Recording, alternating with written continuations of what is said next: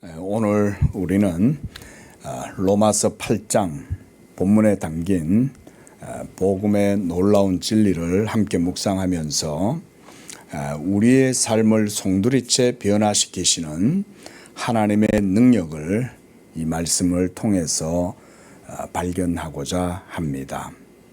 오늘 설교 제목을 보시면 하나님은 하십니다. 이렇게 정해 봤습니다. 하나님은 하실 수 있는 줄로 믿습니다. 이 고백은 우리의 연약함과 한계를 뛰어넘어 역사하시는 하나님의 위대한 구원의 사역에 대한 그런 선포라고 할 수 있습니다. 우리가 함께 읽었던 로마서 8장 오늘 1절 말씀에 보면 이제 그리스도 예수 안에 있는 자에게는 결코 정죄함이 없나니 이렇게 말씀합니다. 자, 여러분 결코 정죄함이 없다.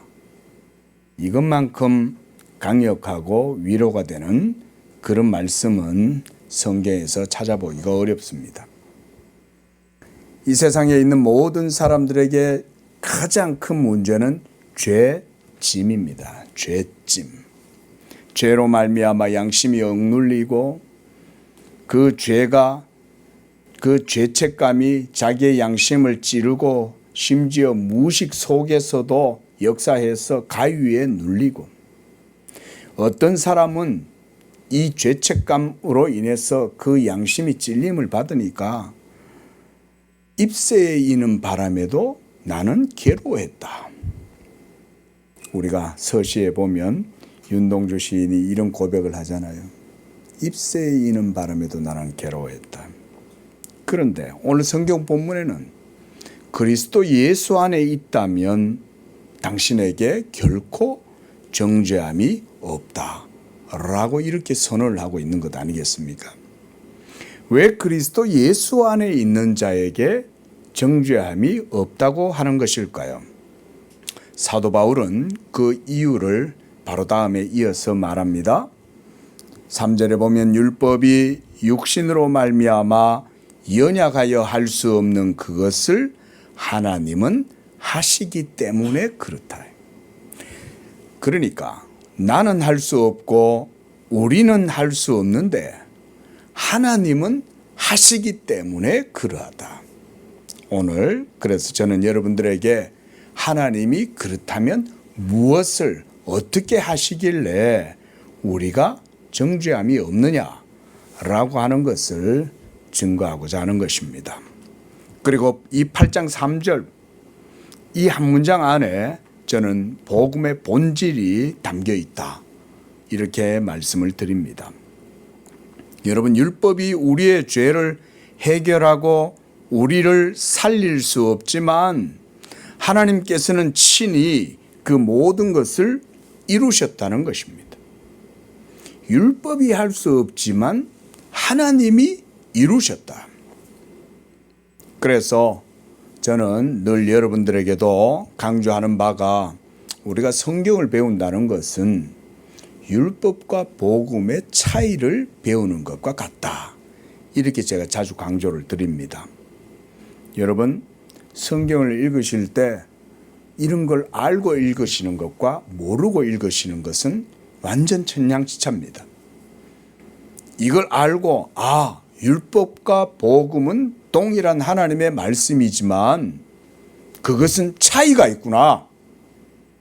이거를 알고 읽어야 성경을 읽어낼 수 있어요. 근데 성경 속에 있는 얘기들을 쭉 읽어 나가는데 맨날 읽어도 복음이 율법 같고 율법이 복음 같고 이러면 아무 영적인 유익이 없어요. 그냥 성경 지식 정도 좀 이렇게 습득 정도 하는 것 정도는 돼도 하나님이 우리에게 어떻게 사랑을 베풀어 주시고 그리스도 안에서 하나님의 자비와 긍휼과 은총이 어떻게 임한 것인지 이런 거는 하나도 맛을 못 봐요. 하지만 율법과 복음의 차이를 성경을 읽으면서 그거를 읽어내면 그 사람은 그때부터 예수를 사랑하게 되고 예수만 나의 의가 되고 예수 외에는 자랑이 없고 예수가 내 생명이고 예수가 나의 의다. 이런 고백을 가질 수가 있는 것입니다. 예수를 모르니까 삶이 재미도 없고 예수가 없으니까 생명도 없고 예수가 없으니까 빛이 없고 빛이 없으니 어둠 속에 살아도 아무것도 깨닫지 못하고 사는 거예요. 그래서 평생을 그냥 그렇게 사는 거예요. 평생. 제가 모태신앙이 아니면 모르지만 모태신앙으로 교회에서 자라고 어려서부터 교회 어른들하고 같이 이렇게 자라면서 커왔잖아요. 근데 10년, 20년, 30년 교회 평생 다녀도 복음의 의의를 알지 못하는 거예요. 예수 안에 있는 생명의 기쁨을 맛을 못 보는 거예요. 자기 열심으로 열심히 하나님을 섬기고 교회를 다니는 거예요. 근데 복음의 기쁨을 몰라요. 복음의 기쁨과 영적 자유를 모르니까 남들한테도 인색하고 남들한테도 막 날마다 날카롭게 하고 뭐 이러는 거예요. 근데 예수를 알고 나니까 예수 생명의 기쁨을 맛보니까 그때부터 막 열리는 거예요. 모든 게 다 열리는 거예요. 뭐든지 기쁘고 감사하고, 예? 작은 것 하나 속에도 기뻐하고 감사하고. 그래서 율법과 복음의 차이, 저는 이런 것들을 중심으로 해서 이 하나님의 능력을 증거하고자 하는 것입니다. 먼저 오늘 본문에 보면 율법이 할 수 없다라고 했는데 이것은 바로 뭐냐면 죄인을 살리지 못한다 이런 말입니다. 그래서 우리는 먼저 율법이 무엇이고 왜 율법이 할 수 없는 것이 있는지 이것을 생각을 해봐야 됩니다. 여러분, 율법은 우리가 하나님의 거룩하고 의로운 말씀이죠. 그래서 로마서 7장 12절 보시면 율법은 거룩하고 계명도 거룩하고 의롭고 선하다. 사도 바울은 율법을 이렇게 말했어요. 율법이 거룩하고 계명도 거룩하고 의롭고 선한 것이다. 왜냐하면 율법은 하나님의 말씀이잖아요. 그래서 율법 자체는 완전한 것이요. 그리고 우리에게 무엇이 옳고 그른지를 명확하게 보여주는 것이 바로 율법이죠. 그러나 사도 바울은 오늘 본문에서 또한 뭐라고 합니까? 율법이 연약하다 이렇게 말합니다. 연약하다. 왜 사도는 율법이 연약하다고 하는 것일까요?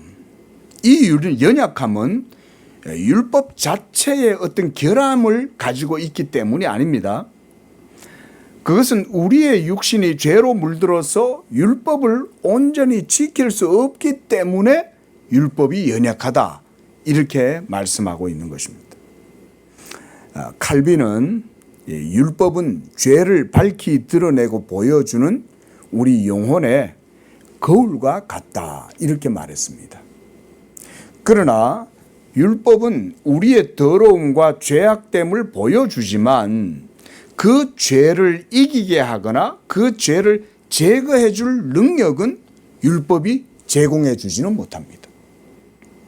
그러니까 내가 죄인이로구나 라는 사실을 깨닫도록 해주는 건 율법의 거울이에요. 근데 그 거울을 들여다봤는데 내 얼굴에 뭔가 막 묻어 있는 거예요. 가령 예를 들어서 그런 겁니다. 어린아이가 얼굴에 묻어 있는 뭐 초콜릿을 먹다가 얼굴에 아이스크림 같은 게 묻었을 거 아니에요. 근데 거울 앞에 선 거예요. 그랬더니 거울이 내 얼굴에 온갖 지저분한 음식물 찌꺼기가 묻어 있다는 걸 보여준다 이거죠.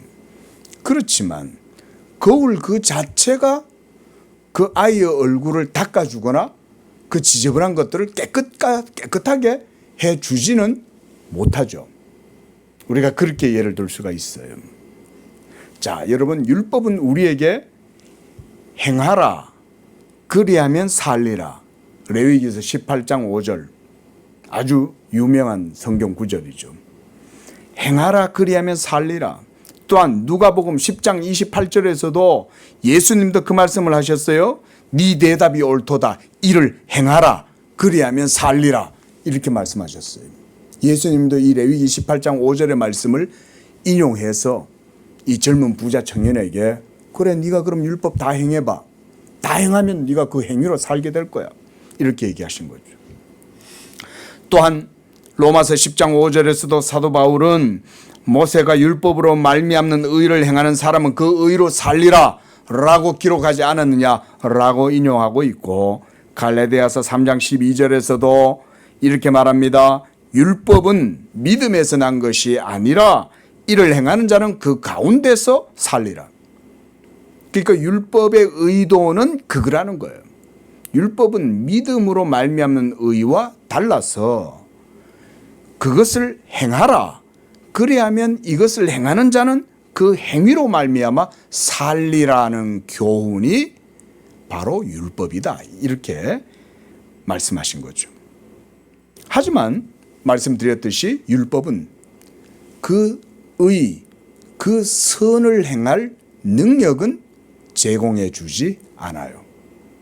다만 율법은 우리가 그 선을 행하지 못할 때 못하는 것에 대한 정죄, 판단, 이것은 율법이 제공해 주죠.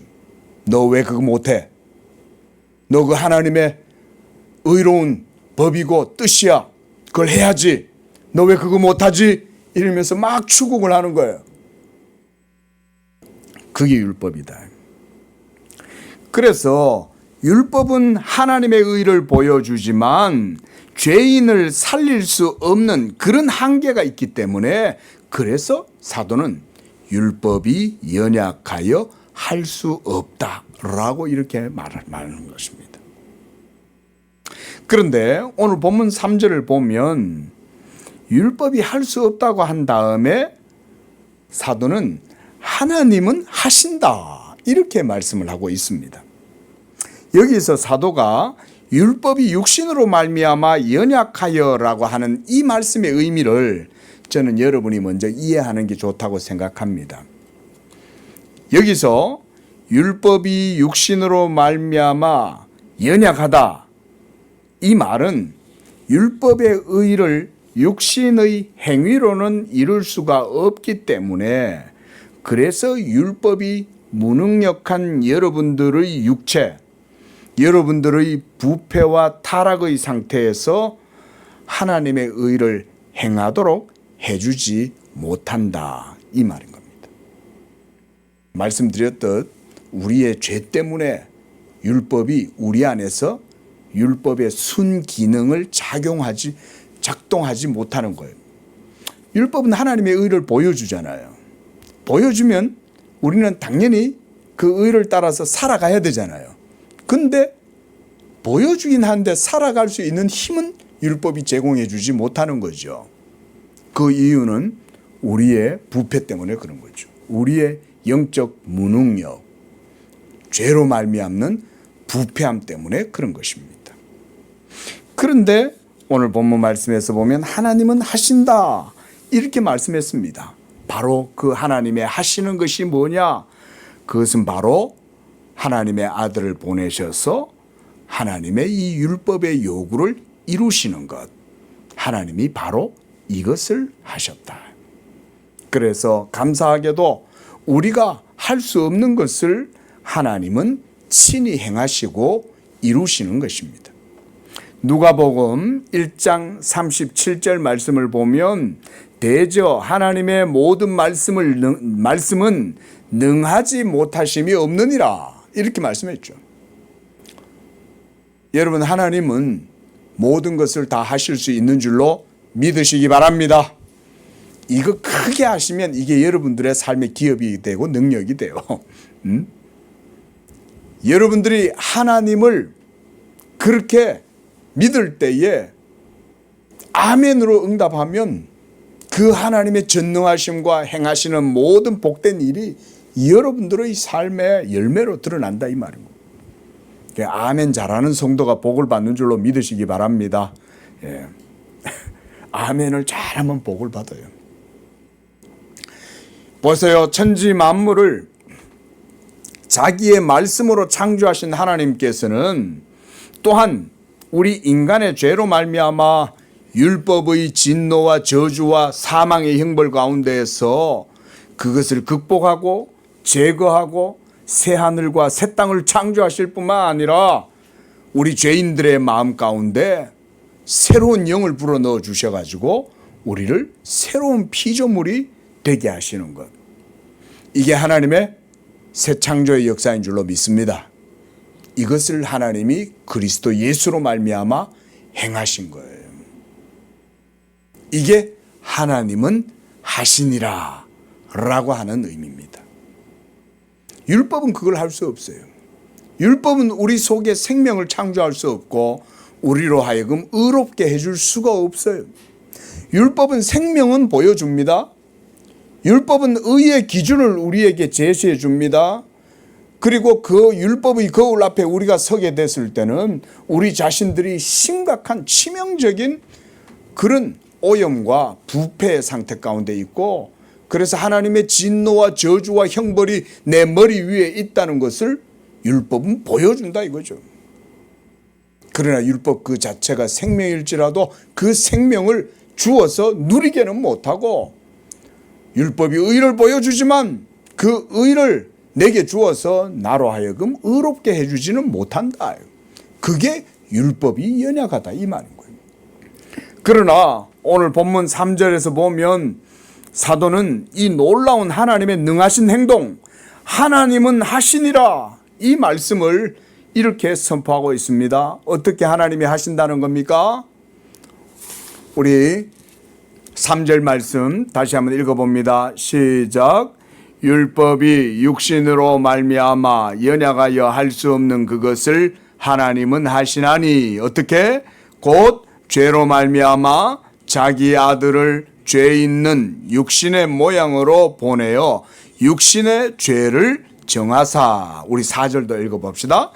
육신을 따르지 않고 그 영을 따라 행하는 우리에게 율법의 요구가 이루어지게 하려 하심이다. 이게 하나님이 하시는 일이에요. 그러니까 율법이 요구하고 있는 모든 의, 율법이 보여주는 하나님의 그 거룩하고 영광스럽고 복된 생명, 그리고 그 생명을 누리려면 의로워야 하는데 이 의를 가질 수가 없죠, 우리는. 그래서 죄에 대한 정죄, 그리고 하나님의 그 의에 대한 충족, 만족, 이것을 사람으로는 할 수 없으니까 하나님이 하시고, 율법이 제공해 주지 못하니까 하나님은 하신다 이 말씀인 것입니다. 곧 어떻게 해요? 하나님의 아들 예수 그리스도를 보내시고 그로 말미암아서 그의 육신의 죄를 정하사. 여기서 우리 번역으로 육신의 죄를 정했다는 이 표현이 약간 좀 애매하고 아리송해요. 여러분, 이건 뭐냐면 예수님의 육신에 우리의 죄를 짊어지웠다 이런 말이에요. 그래서 죄를 정했다는 말은 예수님한테 정죄했다 이 말이에요. 우리가 정죄를 당해야 되는데 예수님이 condemned, 정죄를 당했다.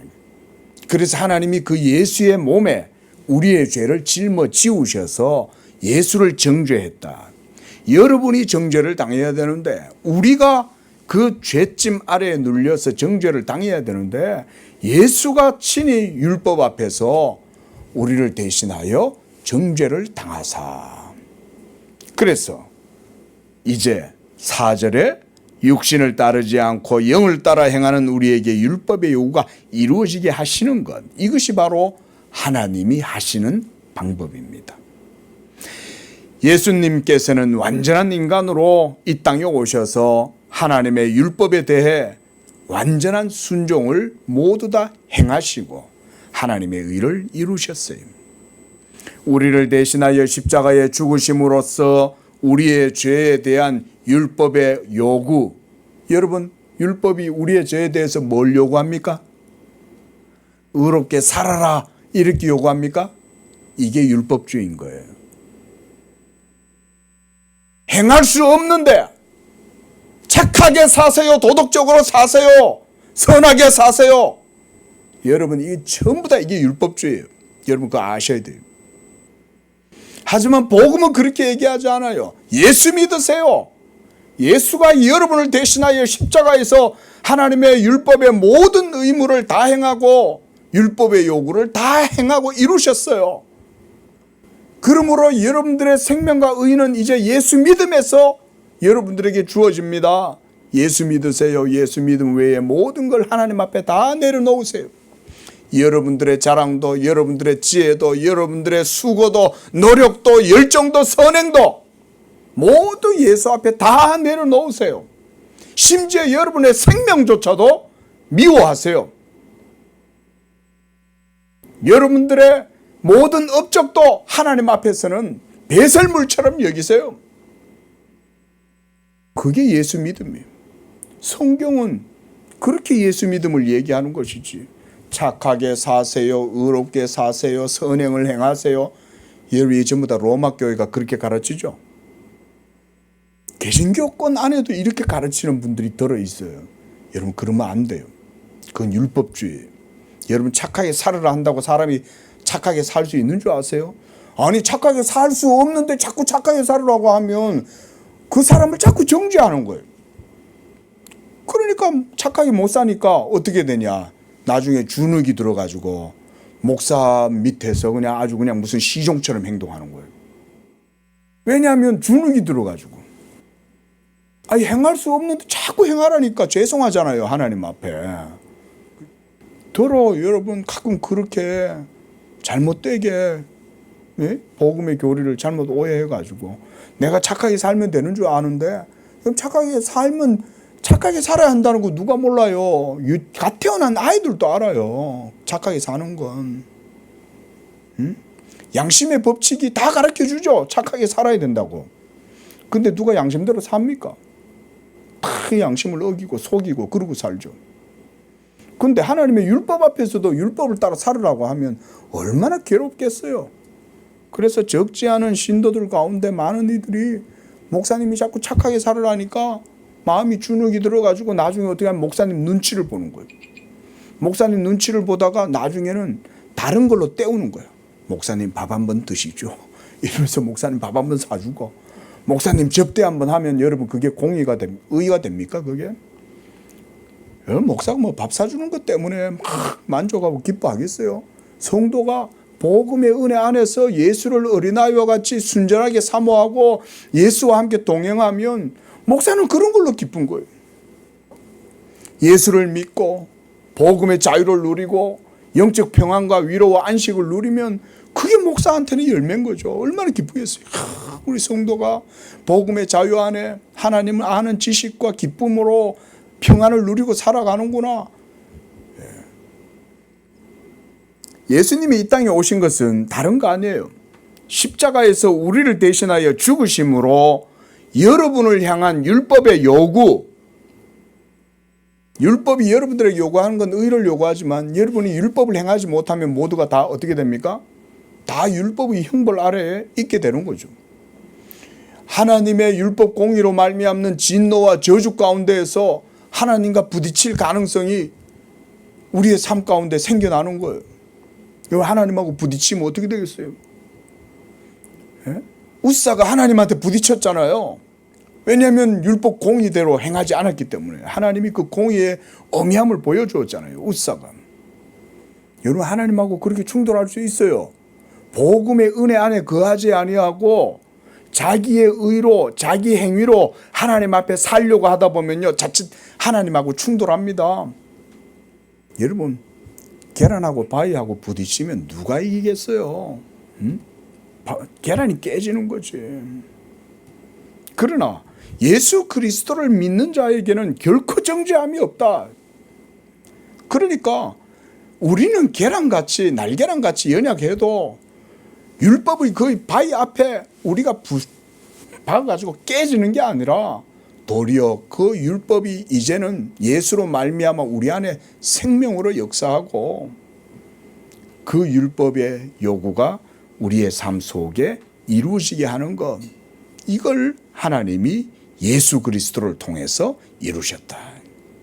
자, 그래 이렇게 설명을 드릴 수 있는 거예요. 그러니까 이런 거예요. 율법의 요구인 즉 죄의 삭은 사망이라 그랬잖아요.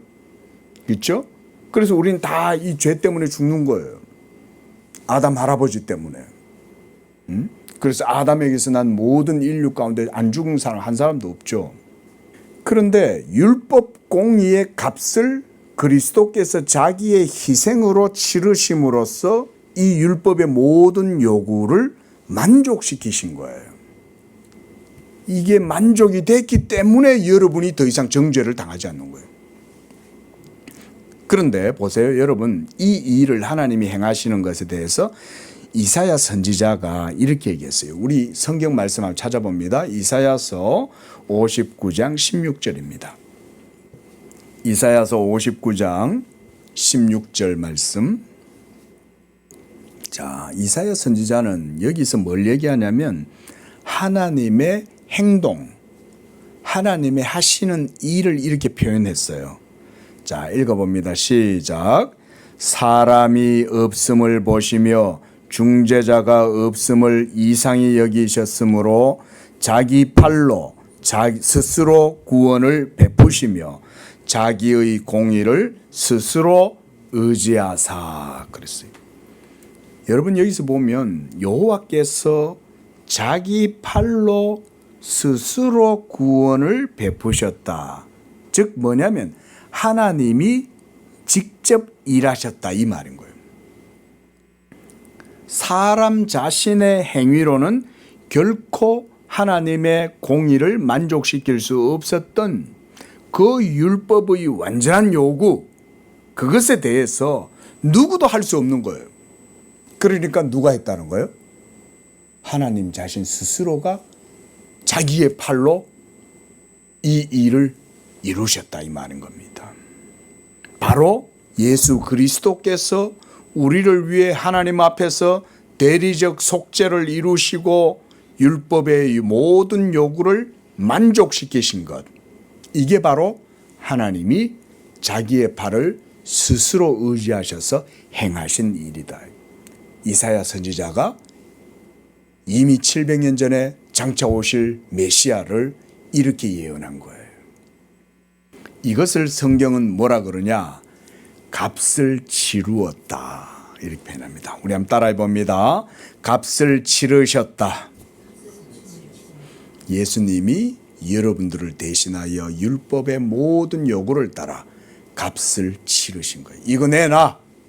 율법은 여러분들한테 그걸 요구했죠. 하나님의 의를, 하나님의 생명을 요구하는데 그 값을 우리는 치를 수 없는 거예요. 오직 예수 그리스도만이 우리를 대신하여 그것을 치룰 수 있습니다. 이제 이 그리스도의 의와 생명이 믿는 자들 안에서 죄로 말미암아 죽은 영혼을 살리는 그의 영으로 역사하시는 거예요. 이게 우리가 오늘 읽었던 4절 말씀에 그 말씀이 있습니다. 그래서 그리스도 안에 있는 자들에게는 바로 이 생명의 영이 역사한다고 사도가 말씀하고 있는 것입니다. 자, 여러분 여기서 또 한 가지 중요한 사실이 바로 이거예요. 하나님이 하시는 게 첫 번째는 그의 아들을 죄 있는 육체의 모양으로 보내셔서 그에게 죄를 담당하게 하고 그로 하여금 율법의 요구를 완전하게 만족시키고 값을 치르고 그래서 대리적 속죄를 완수하시는 그 일이요. 둘째로 하나님이 하시는 일이 뭐냐면 성령을 믿는 자 가운데 보내주시는 것입니다. 먼저는 예수 그리스도께서 율법이 요구하는 바를 모두 다 완전하게 성취하셨기 때문에 이제 우리가 그리스도 예수 안에서 새로운 생명을 얻게 되는 것입니다. 그래서 오늘 2절 말씀에도 보면 생명의 성령의 법이라고 이렇게 말씀하죠. 이 생명의 성령의 법이다라고 할 때 이 법이 뭐냐면 저는 복음이라고 이렇게 표현해요. 헬라어 원어에 보면 이건 이제 우리 영어에서는 law, 법, 헬라어에서는 노모스 이런 표현으로 되어 있는데 그러나 그 법이라는 개념 자체는 여기 보면 생명의 성령의 법이잖아요. 그럼 이 법이 뭐냐? 바로 그게 복음이에요, 여러분. 복음 그 자체가 우리의 죽은 영혼을 살리는 생명의 성령의 법인 거예요. 그리고 성령도 그 복음의 진리로 여러분 안에 역사하셔서 죽은 우리의 영혼을 거듭나게 해서 하나님을 아버지라 부르고 예수를 나의 주님이라 고백하게 하고 성령 하나님과 함께 영적으로 교통하고 살아가도록 해주신다. 율법이 우리에게 의무와 형벌을 선언했지만 이제 하나님은 믿는 자에게 그리스도의 영으로 말미암아 우리 안에 역사하셔서 하나님의 의를 행할 수 있는 영적 능력, 영적 새 생명을 주셨다. 얼마나 감사한지 몰라요. 그리스도 안에 있는 우리는 더 이상 단순히 정죄를 받지 않는 정도가 아니라 이제 이 영적 새 생명을 능력 가운데에서 받아서 살아가는 자들이 된 것입니다. 저는 이게 너무 기쁘고 감사해요. 하나님의 의에 대해서는 조금 더 반응할 줄도 모르고 그저 온 일생 동안 자기 배만 생각하고 자기 주머니만 생각하고 온 일생 동안 육체만 생각하고 그렇게 살아가잖아요. 그런데 어느 날 예수를 믿고 거듭나고 그래서 성령 받고 그러고 나니까 하늘의 생명을 깨닫게 되고 영적 진리를 알게 되고 그리고 값없이 이 모든 하늘의 은총과 복을 누리게 하고 하나님을 아버지라 하고 영적 소망을 가지게 하고 미래에 대한 불확실함이 아니라 소망 가운데 인내하고 이 세상 가운데에서도 죄와 싸우고 견디고 여러분 꼭 철로 역정을 한번 읽어보시기 바라요. 여러분 성도들이 이 땅에서 살아가는 게 결코 만만한 게 아니지만 그러나 두려워하지 마십시오. 왜냐하면 주의 영이 우리 안에 거하시기 때문에 우리가 연약할지라도 그의 영으로 말미암아 하나님의 율법의 요구를 따라서 살아갈 수 있도록 우리에게 힘을 주고 은혜를 주신다. 믿으시기 바랍니다. 그게 복된 삶이죠. 죄 가운데 떠내려가지 아니하고. 여러분 왜 죄를 짓는지 아세요? 죄인이 죄를 짓는 거예요. 그러나 그리스도 예수 안에 있는 자들은 죄 가운데에서 떠내려가거나 멸망당하지 않는 거예요. 왜냐하면 생명이 있기 때문에 그런 것입니다. 죽은 물고기는 죄의 홍수가 나면 막 휩쓸려 떠내려갑니다. 그러나 아무리 흙탕물이 지고 폭우가 쳐도 살아있는 물고기는 그 모든 난관을 헤쳐나가면서 거슬러 올라갑니다. 그게 영적으로 살아있는 성도들의 삶이에요. 이 세상에 흉흉한 죄가 얼마나 많습니까? 오늘도 우리 옆을 지나가고 우리 앞을 가로질러 가고 우리를 스쳐 지나가고 때로는 우리를 치고 지나가는 게 죄죠. 얼마나 많은 마귀의 유혹과 사탄의 역사가 괴계가 우리 주변에 얼마나 많습니까? 남자 성도들도 길 가다 보면 막 온갖 막 음란하고 더러운 것들 막 눈에 보이잖아요. 예? 여름이 되니까 또 아가씨들이 막 또 속살 드러내놓고 다니는지 남자 성도들은 또 그런 거 보면 또 마음이 막 울렁울렁 그러잖아요. 그뿐 아니죠. 또 삶을 살아가다 보면 온갖 부정과 부패와 탐욕과 이런 것들이 여러분들을 시험하고 지나가죠. 그냥 안 지나가죠. 한번 툭 건드려 보죠. 야, 죄 안 지어보냐? 너 이거 먹어봐. 맛있어. 응? 이거 먹으면 너 좋은 거 얻을 수 있어. 여러분 이래가지고 걸려든 사람들이 얼마나 많아요. 그런데 예수 그리스도 안에 사는 사람들은 이런 모든 죄의 세력도 이길 수 있는 힘을 가지게 되는 거예요. 그게 예수 믿음에서 나와요. 그 능력이. 왜냐하면 예수 그리스도로 말미암는 영이 믿는 자 안에 역사하시기 때문에 그래서 그들은 율법의 요구가 이루어지는 삶을 살아가게 되는 것입니다. 그러나 오해하지 마십시오. 율법의 요구가 이루어진다고 해서 여러분들이 완전하게 성결한 삶을 산다는 말은 아니에요. 하지만 죄에 떠내려가지는 않아요. 다시 회개하고 돌이킵니다. 잘못하면 다시금 돌이켜서 하나님 앞에 나옵니다. 그러니까 이런 말이에요. 자, 예수님 안에서 율법의 요구가 단순히 사라진 것이 아니라 바로 믿는 자 속에 이것이 이제 성취되었다. 성취되었다. 그래서 사도 바울은 로마서 10장 4절에서 다음과 같이 말씀해요. 그리스도는 모든 믿는 자에게 율법의 의를 이루기 위하여 율법의 마침이 되시니라 그랬습니다. 다시 10장 4절입니다. 그리스도께서는 모든 믿는 자에게 의를 이루기 위하여 율법의 마침이 되셨다. 여기 본문을 보면 모든 믿는 자들을 위해서 이런 표현으로 봐도 돼요. 그래서 우리 믿는 우리들을 위해서 의를 이루시기 위해 그리스도께서 율법의 마침표를 찍으신 거예요. 어디서? 십자가에서. 그리스도가 죽으실 때 이 율법의 모든 요구가 그리스도의 십자가의 죽으심에서 완성되어 버린 거예요. 이제 성령 하나님은 믿는 자 안에 거하심으로 성도들이 율법의 요구, 이 요구를 율법의 가치, 율법의 도덕적 규범 이렇게도 볼 수 있지만 저는 율법의 정신 이런 식으로 좀 표현해 보고 싶어요. 그러니까 율법의 본질인 거죠. 율법의 외형적, 형식적 행위가 아니라 요식적 행위가 아니라 율법 정신, 요구 그 자체가 이제는 믿음으로 하나님의 의를 행할 수 있는 그런 능력을 얻게 되었다. 이게 믿음의 능력이다.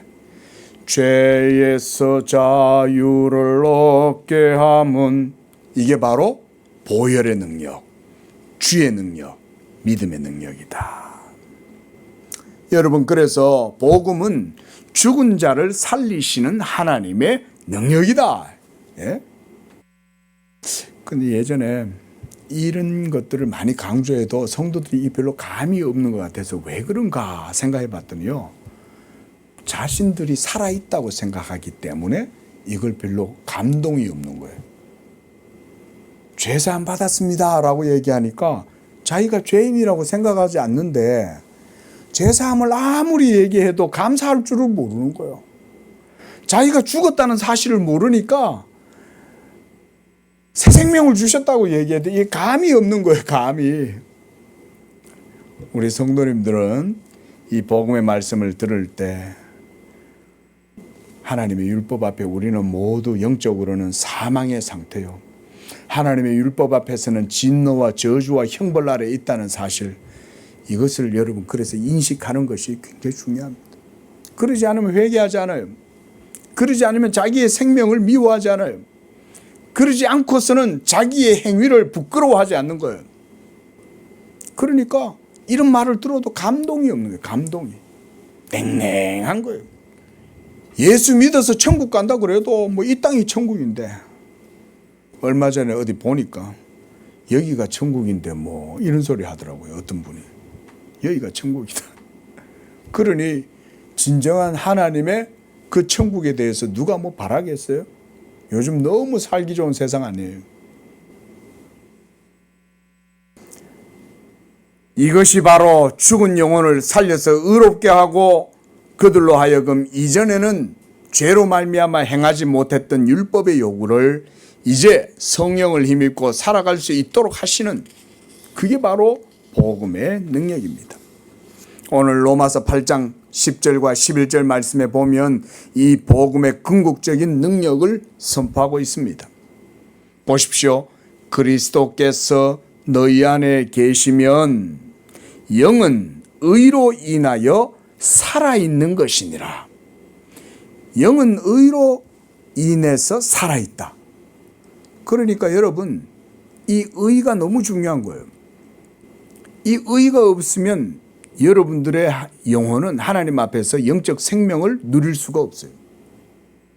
그래서 그리스도께서 이 의를 이루시고 율법의 마침이 되기 위하여 십자가에서 죽으셔야 됐던 거예요. 아이고, 목사님 십자가가 그건 그렇게 대단하고 중요합니까? 아니요.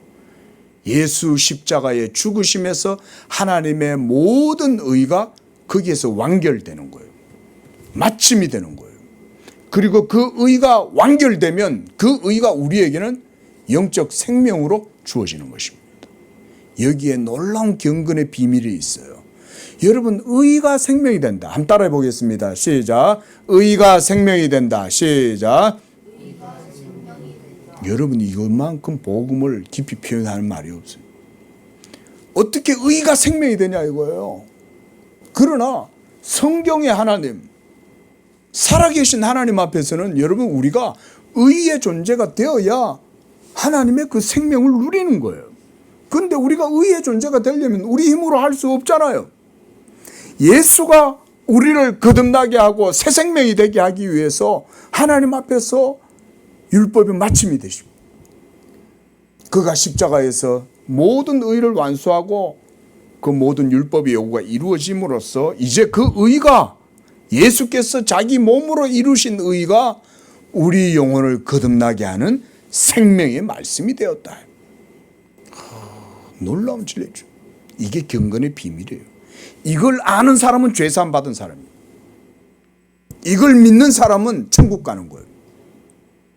교회 10년, 20년, 30년 다녀도 이 복음의 경건의 비밀을 몰라서 항상 율법에 매여서 내가 착하게 살면 되는 줄 알고 선하게 살면 되는 줄 알고 내 열정과 내 수고를 들여서 하나님을 섬기면 되는 줄로 알고, 그리고 일평생을 교회를 다니는데도 천국의 문턱에서는 넘어가질 못하는 거예요.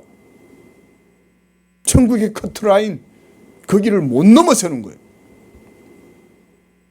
그러나 예수를 믿고 예수가 율법의 마침이 되시고, 그래서 그 예수를 믿을 때 그의 의가 이제 내게 의로 전가되고, 그리고 그 의가 나를 영적 새 생명으로 거듭나게 하고, 그 사람은 천국 들어가는 거예요, 여러분. 누구든지 물과 성령으로 거듭나지 못하면 하나님의 나라를 받을 수 없고 하나님 나라를 볼 수 없고 들어갈 수 없다. 거듭나야 돼. 예? 저 구원파 바옥수가 맨날 거짓말하면서 거듭나야 된다, 거듭나야 된다 그러잖아요. 예? 여러분, 예수님이 거듭나야 한다고 얘기할 땐 이 복음의 진리예요. 이 교리예요. 예수의 의가 믿는 나에게 생명으로 역사하면 죽은 내 영혼이 살아나서 이제 하나님이 우리에게 요구하셨던 그 의의 법, 율법의 정신이 내 삶 속에서 이제는 생명력 있게 작동하는 거예요. 예? 외식으로 행하는 게 아니에요. 가식으로 행하는 게 아니에요. 예? 문자적으로 행하는 게 아니에요. 그의 정신이 우리 속에 들어오는 거예요. 이게 복음이에요. 이게. 보십시오. 율법은 죽은 자 앞에서 무기력했습니다. 그렇죠? 그러나 예수 그리스도의 복음은 다릅니다. 복음은 죽은 자를 살리는 능력입니다. 예수님의 부활이 우리의 부활이 되게 하고 성령의 내적 임재가 우리 안에서 생명을 주게 하고 우리를 의롭게 하는 것, 바로 이게 복음이에요. 사망의 권세를 깨뜨리고 생명을 주시는 하나님의 그 능력이 바로 이 복음 안에 있습니다. 이 능력, 이 영적 생명의 능력을 율법이 줄 수 없어요. 그래서 율법이 연약하여 이 복음이 할 수 있는 것을 율법은 할 수 없다, 그 말인 거예요. 이것이 이제 오늘 여러분들에게 드린 말씀입니다. 이제 이 말씀을 좀 정리하면서 마무리하려고 합니다. 여러분, 이 놀라운 복음의 진리가 그렇다면 우리의 삶에 어떤 영향을 미쳐야 할 것인지 잠시 말씀을 드려보겠습니다. 먼저 정죄의 두려움에서 더 이상 머물러 있지 말라는 것입니다. 사탄은 끊임없이 뭘 하냐면 여러분들이 예수님을 믿고 죄사함을 받았음에도 불구하고 항상 여러분들을 공격합니다. 그래서 여러분 속에 죄를 들춰내고 정죄하고 참소합니다. 마치 욥을 고소하는 것처럼. 여러분, 욥이 아무 문제가 없이 하나님을 잘 섬기고 살고 있었잖아요. 근데 문제는 누가 일으켰어요? 마귀가 와가지고는 그 욥을 꼬락서니를 못 보는 거예요. 욥이 하나님의 복을 누리고 하나님을 섬기고 살아가는 그거를 못 보는 거예요. 마귀가. 여러분, 지금도 마귀는요, 하나님을 믿는 성도들의 모든 삶 속에 관여하고 꼬투리 잡고요, 정죄하고 이렇게 합니다. 그러나 오늘 본문 말씀에서처럼 그리스도 예수 안에 있는 자에게는 결코 뭐가 없어요? 정죄함이 없다. 여러분, 이건 늘 하나님 앞에 감사하십시오. 고백하십시오. 하나님은 이미 우리를 위해서 모든 것을 하셨어요. 이제 다 이루어졌어요. 다 이루었다. 근데 아직도 덜 이루는 것처럼 사제가 옆에서 있어서 도와줘야 되고, 사제가 중보기도 해줘야 되고, 여러분, 이런 게 그래서 우리가 로마 교회를 받을 수가 없는 거예요. 예? 복음의 완전한 진리가 완전히 완결되었는데 뭐 거기에 또 미사가 필요하고 희생제물이 필요하고 뭐 거기에 사제들이 옆에서 뭔가 중보의 효력을 더해야 되고 이런 게 어디 있냐. 오늘 주보에 소요리 문답 제가 해설문을 올려놨는데요. 여러분 꼭 보시기를 바라요. 거기도 보면 바로 그런 내용들에 대해서 올려놨습니다. 다음으로는 성령의 법을 따라 살아가시라는 것입니다. 이것도 요즘 우리가 소요리 문답에서 보고 있죠. 구원의 방편으로서 외적 방편 뭡니까? 말씀, 성례, 기도, 이 세 가지.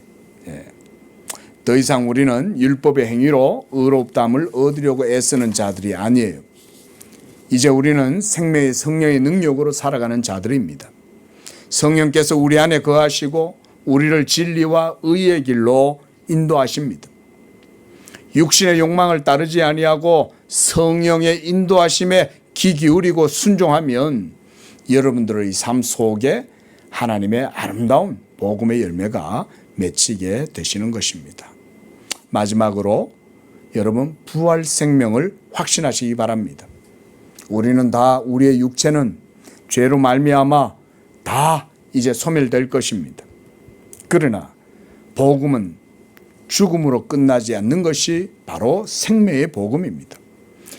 예수를 죽은 자 가운데에서 살리신 하나님의 영이 오늘 본문 말씀을 보십시오.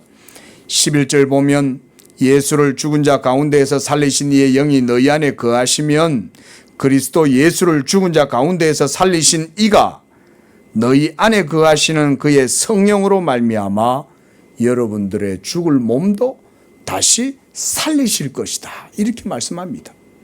그리스도 예수 안에 있으면 정죄함이 없을 뿐만 아니라 이 부활의 생명을 이 땅에서도 우리는 누리고 살아갑니다.